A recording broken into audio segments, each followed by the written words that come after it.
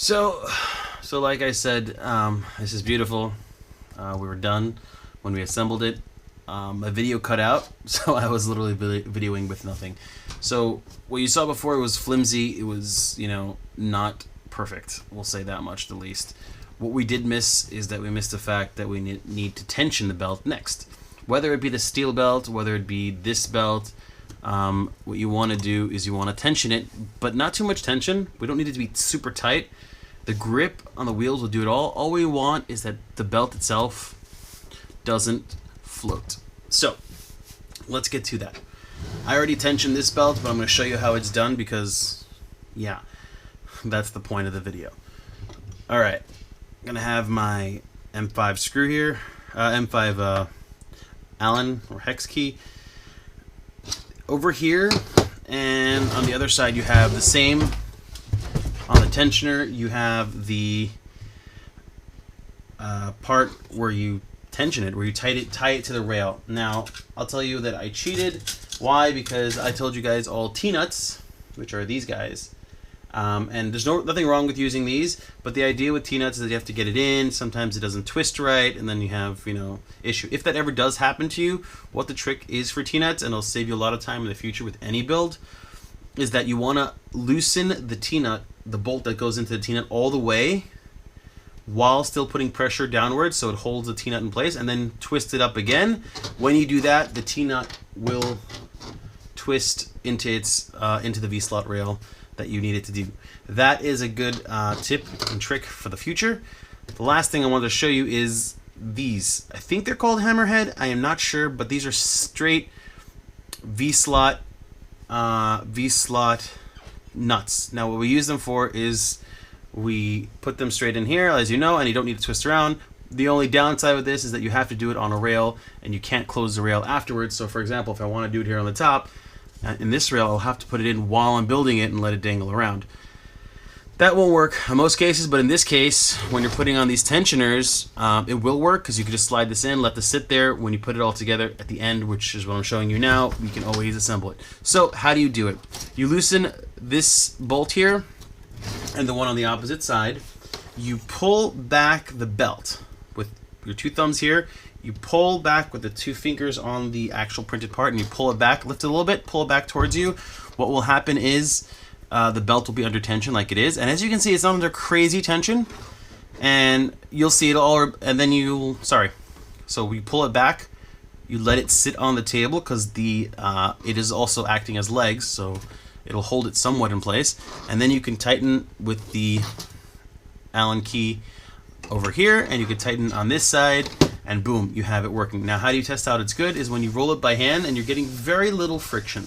You want friction, obviously, because it's want it to move freely, but you don't want it to be in heavy friction. And anything that's pulling you too much, you'll feel it right away.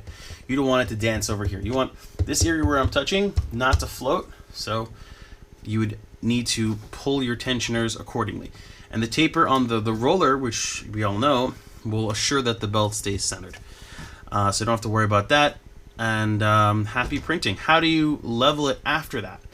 We're going to take down the access here. Don't kill me. I'm going to unplug this so it doesn't have any issue.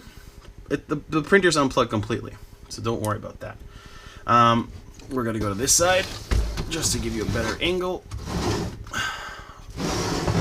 And as you can see, we're not touching the belt at all. We're going to move this towards the center. We're going to lower it manually, slowly, so that the nozzle just touches the bed.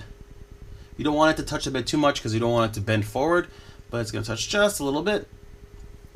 And that's it. Just enough so it gives it first initial contact. Don't want it to sit too heavy on it. And over here on the side, I know I'm twisting this ender around and around, but and it's caught now. Let's see what I can do. Okay. And this cable's caught too. Okay, great. Let's leave this out of the way.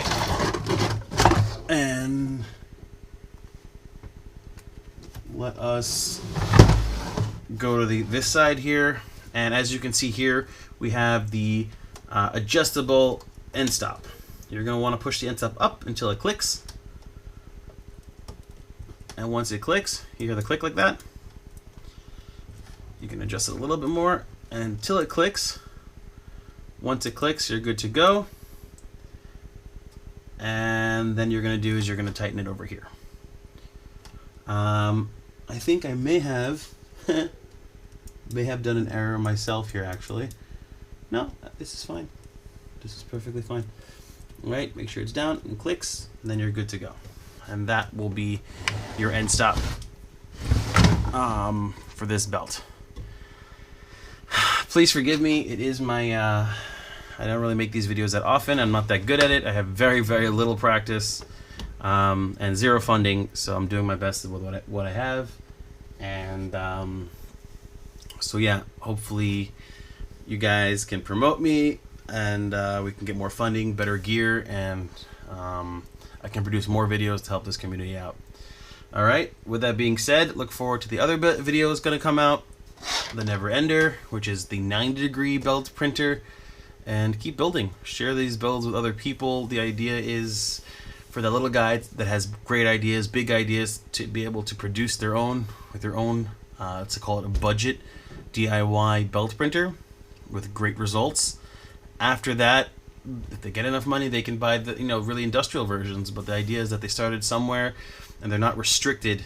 Their imagination isn't restricted based off their wallet.